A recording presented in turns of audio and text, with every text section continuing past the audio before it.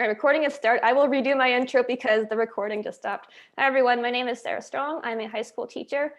So I am an alumna of University of Waterloo. I graduated in 2015 from the Combinatorics and Optimization program in the Faculty of Math.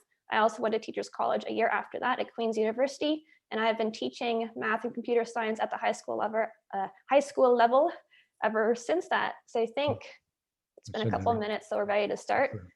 So if you wouldn't mind muting your mics if you are unmuted currently, there are a few of you, and let's begin. All right, this is the introduction to the Rubik's Cube. So you're in this room because you have never solved the cube before, you're interested in learning about it, and some ideas for how it even works and things like that. All right, here we go. All right, here is our overview. So the plan is this will take around 25 minutes. I'm going to start with introducing some terminology so that we can figure out what language we should use when we're talking about the cube, and as well as understand other people who are using these terminologies. I'm going to then talk about the mechanics, so how the puzzle is held together, some methods for solving the cube, because there's more than one way of solving it. There are lots. Some specific algorithms within these methods, as well as how do you begin to learn how to solve the cube. So it's not really practical within a 25-minute span to just teach a method. So instead, my plan is to give you a foundation so that when you do find a tutorial or something to work with, you have some prior knowledge going into that so that you're not just going in cold turkey. So you have some terminology and you have some understanding of how the puzzle works and maybe some algorithms in mind so that when you begin it, it's less overwhelming and you're more likely to be successful. All right, so let's start with some terminology. So what are some words pertaining to the cube that we should know? And for the word cube, I mean the Rubik's Cube, I'm referring to the 3x3. Technically, this is also a cube. This is also a cube, but I have a capital C in cube indicating I'm referring to the iconic 3x3 Rubik's Cube. All right, so let's look at some parts. So it's important to know what kind of pieces are around the cube and what kind of words we use to describe them. So just like any cube, there are faces. In this case, this is the yellow face, this is the blue face, and so on. We have 12 edge pieces. Edge pieces are where two faces intersect. For example, this piece here, I'm going to take it apart. This is the yellow-blue edge. It has yellow and blue on it, and that is where the yellow and blue faces intersect. There are also corner pieces. This is where three faces intersect. In this case, this is the yellow, orange, and blue corner. And lastly, we have 6 center pieces. They are in the middle of each face. In this case, this is the yellow centerpiece. And so these words are going to show up quite often, and they're referring to these different kinds of pieces that are found on the cube.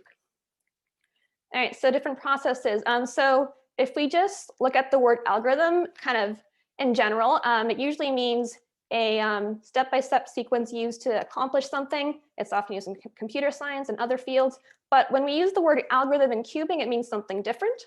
So we use the word method to refer to the step-by-step process from start to finish for solving the cube. And within a method, we have algorithms that rearrange specific pieces in specific ways. So algorithm refers to a sub-step rather than the entire process. The word algorithm is kind of, they're usually between like 6 and 15 moves or so.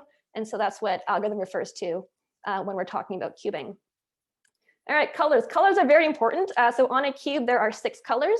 They are arranged in a color scheme.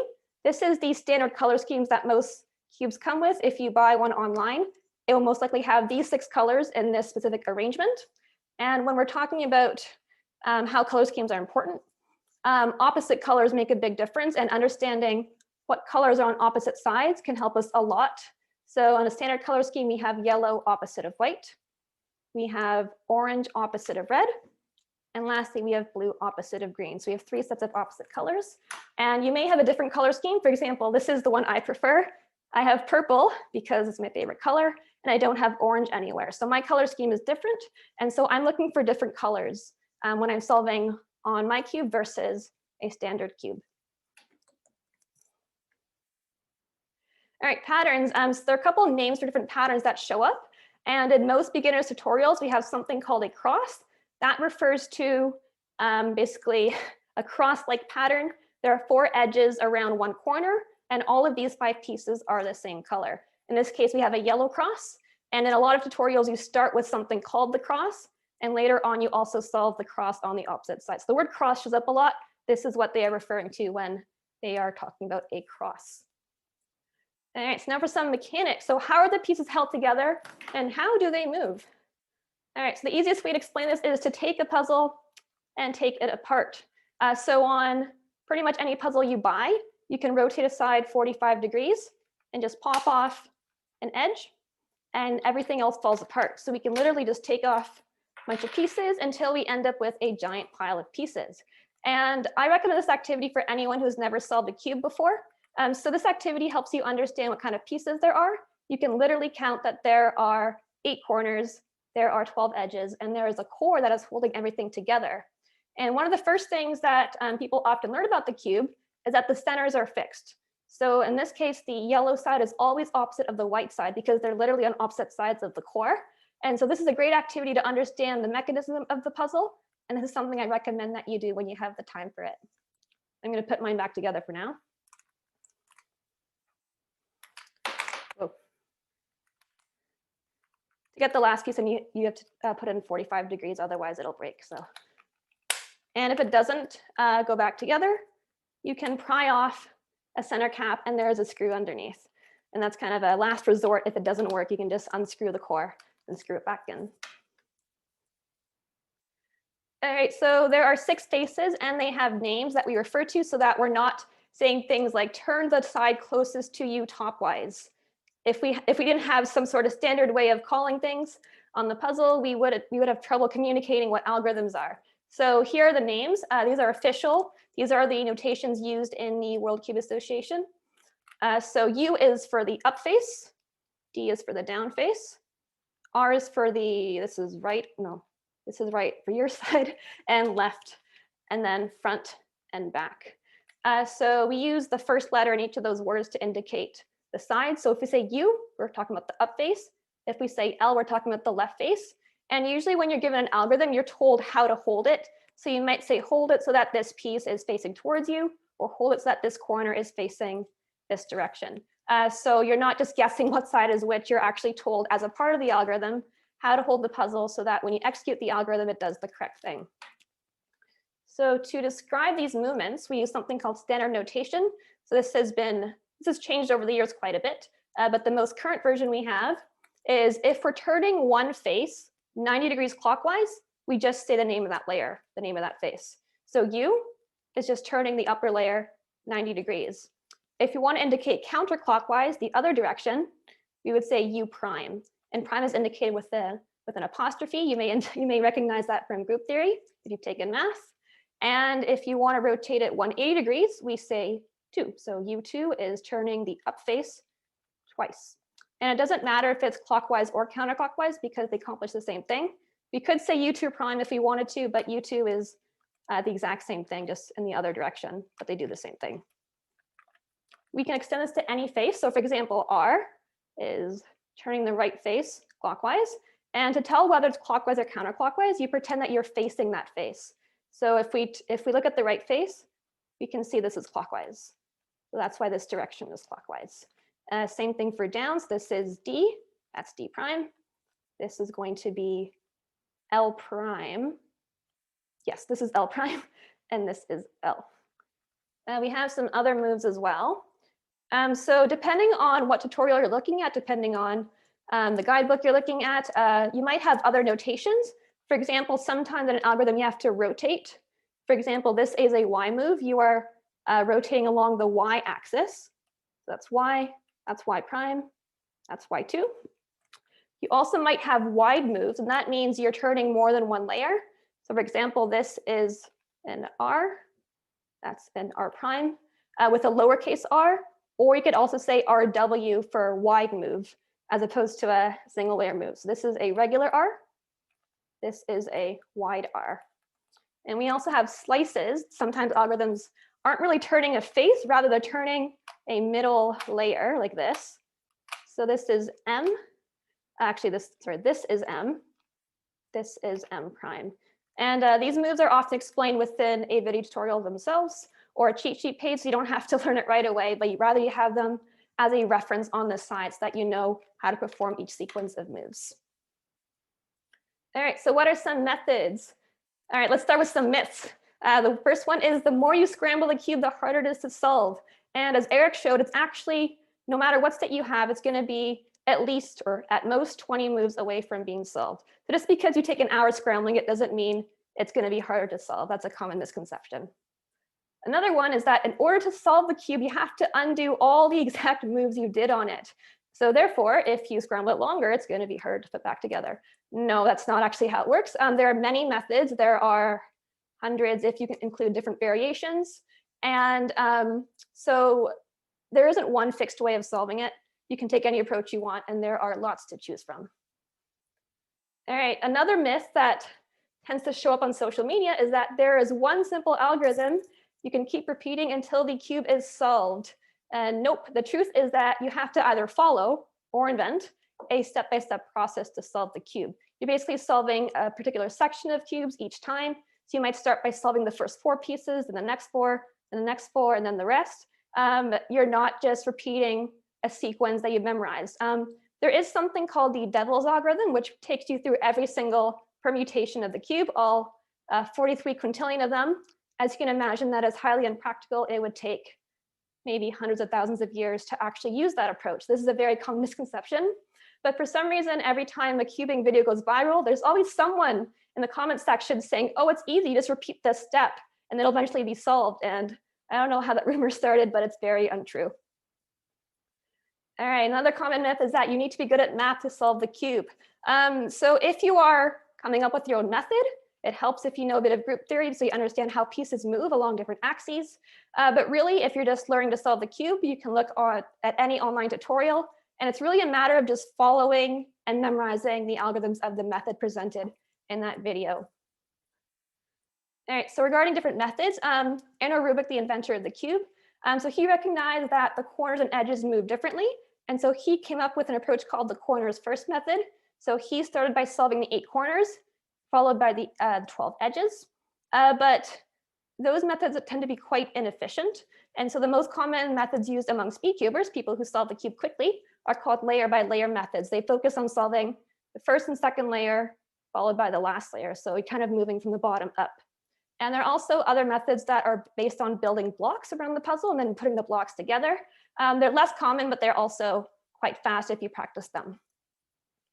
All right, so a typical beginner's layer by layer method. So if you just go on YouTube and search how to solve a cube, you'll get something like this. There might be some variants, but this is kind of the general sequence that, that these methods are. So we start by solving something called the cross. I mentioned the cross earlier. Typically on the white face, it might not always be white. And then you kind of move your way up. So once the cross is done, you put it on the bottom. The next step is the first layer, then second layer. And the next couple steps are working all on the top layer. I see a question. I'm just going to answer that near the end. All right, so within each step, there are typically cases. So that refers to different possibilities you can encounter within that step. And generally, these cases come with algorithms for each case. So for example, if you have case 2, you're going to be told to do this sequence to get to the next step. Or if you have case 4, you're actually already done the step, you can move on to the next step. That's typically how it works. All right, so what about some particular algorithms? So I cover ones that are useful to know, as well as ones that frequently show up in different tutorials. All right, first one is called FruRuff. I'm going to demonstrate it. So this is F, and then R, U, R prime, U prime. Oh, I messed that up. This is what happens when I mirror it. All right, I just need a second to fix this.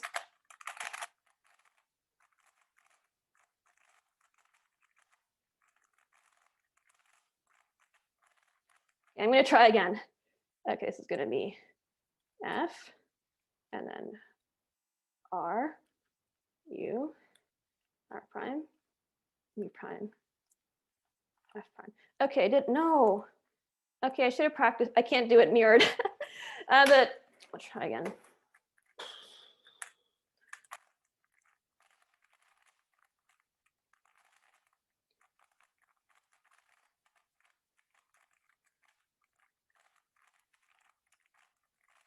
Okay. Oh, I did the first move wrong, that's why. That's what F, R, U, R prime, U prime, F prime. Okay, I did it. Yay. So that algorithm only affects the top layer. So as you can see, the bottom two layers are still solved. And all that did was it shuffled a couple pieces on the top layer. So this algorithm is often used to orient the edges. So in this case, I currently have two edges that are yellow. And our goal at this point is to get all the edges yellow. And so we can use an algorithm like this to flip edges around so that we have 4 white edges getting a yellow cross. Did I say white? I meant yellow. So we have 4 yellow cross pieces or edge pieces. And so these algorithms are used to flip edges, and this shows up a lot. And it's called free-rough because the algorithm, if you ignore the primes, it reads free-rough. It's a fun word to say. All right, another common algorithm is called the soon. So soon is Swedish for good.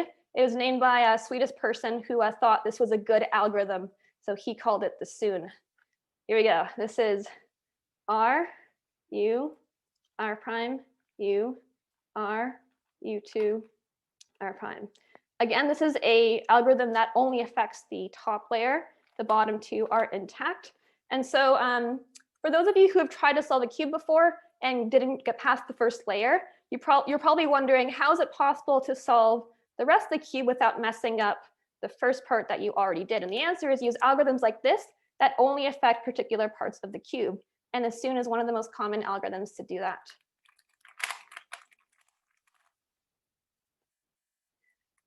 Oh. I'm going to set up. Okay. All right. So this one doesn't have a name, but it's one of the shortest algorithms that affect edge pieces. It's actually the shortest algorithm that affects edge pieces. So it's really useful to know because it only moves around a couple pieces. All right. For this is M prime, which is the middle slice, U2, and then M, U2. So this only moved, there are 3 pieces along the M slice that moved. So this is really useful. Oh, I have 2 minutes, that's okay. And the reason that is useful is because we can actually modify this algorithm so that we can move any edges we want. And the most common example is called a U-perm. So notice in the algorithm we have M prime U2 MU. That's actually directly from the algorithm before it. It's just a modification. We do a couple moves before and after, and that moves around the pieces we want. So this is how it looks. U, M, U, 2. And all that did was it moved 3 layers, or so 3 pieces in the top layer. So that is an example of a U-perm. It shows up quite often. All right, so how do you learn to solve the cube? I'm going to try to rush through this. So pretty much any online tutorial is good as long as it works. There are some that explain things better than others, and they tend to use a variety of similar methods. And I wouldn't really say there's a single best one, but if you need a recommendation, the one I recommend is called How to Solve the Rubik's Cube, and the YouTube user is named Bad Mephisto. In case you're wondering, Bad Mephisto is a U of T graduate. He also went to UBC, and he's currently the head of AI at Tesla, so he's a pretty cool guy. So a couple tips when you're learning to solve the cube. If one tutorial doesn't make sense, it's okay to switch back and forth between them because they're often similar and they tend to be compatible. A common misconception is like you should learn it all in one sitting, but it's like learning anything. It takes time. It's good to take breaks. And really, you shouldn't move on to the next step until you've mastered the previous step. So take some time. Don't rush it in one sitting. Spend a week, however long you need, and then it'll be easier to retain. All right, so that's all I have for you. Just finished in time. I wasn't sure how long this would take. I think if you have questions, you can refer them to the coordinator, but I can look at the chat now. I had it closed because otherwise I'd be distracted by that.